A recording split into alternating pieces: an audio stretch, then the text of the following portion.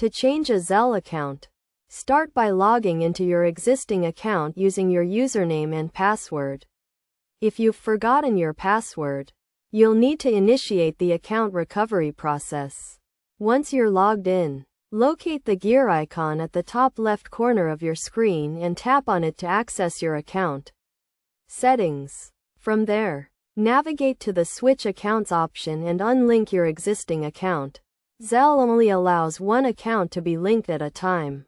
So with your previous account removed, you can add a new one by selecting the Add an Account option and following the prompts to provide your new account and routing numbers. Be sure to verify your email or phone number and save the new information before using your new account. If you encounter trouble linking a new account, it may be due to several reasons, such as having an account in U.S. territories, which are not supported by Zelle. Additionally, some debit cards may not support fast funds, so it's essential to confirm with your bank that this feature is available.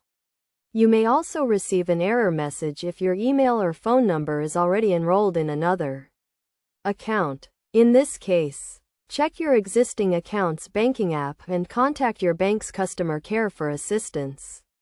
By following these steps, you should be able to successfully change your Zelle account.